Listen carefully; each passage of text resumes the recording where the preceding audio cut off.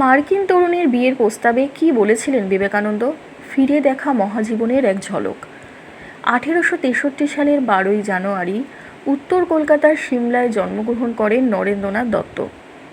ছোট থেকেই মেধাবী নরেনের যুক্তিবিদ্যায় পারঙ্গমতা সকলকে মুগ্ধ করত, কিন্তু ঠাকুর শ্রী রামকৃষ্ণ পরমহংসের সংস্পর্শে তার জীবন এক নতুন বাঁকের মুখে উপস্থিত হয়।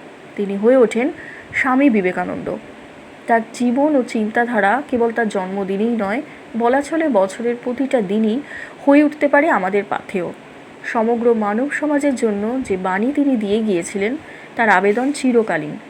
এরই সমান্তরালে তার জীবনের কিছু ঘটনাও কত কিছু শিখিয়ে দিয়ে যায়। ছোটবেলা থেকেই জাতপাত নিয়ে কোনো ছুঁতমাক ছিল না বিবেকানন্দের মনে।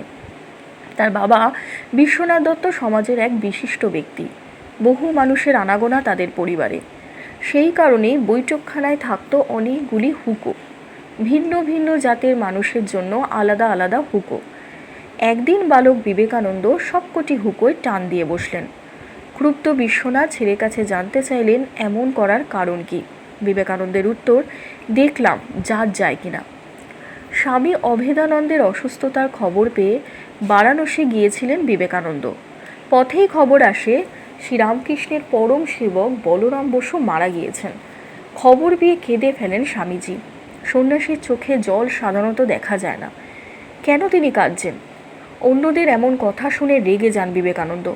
তৎক্ষণাৎ জানিয়ে দেন তিনি এমন সন্ন্যাস মানেন না যেখানে হৃদয়কে পাথরের মতো কঠিন করে ফেলতে হয়।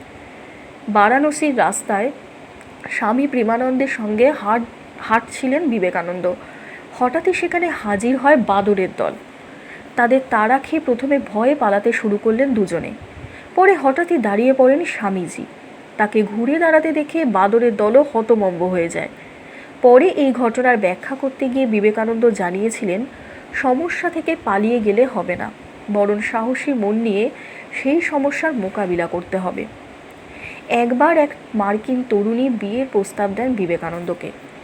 কেন তিনি এক তরুণ সন্ন্যাসীকে বিয়ে করতে চাইছেন সে কথা স্বামীজি জানতে চাইলে মহিলা উত্তর দেন, তিনি বিবেকানন্দকে বিয়ে করে তার মতো এক জ্ঞানী সন্তানের মা হতে চান।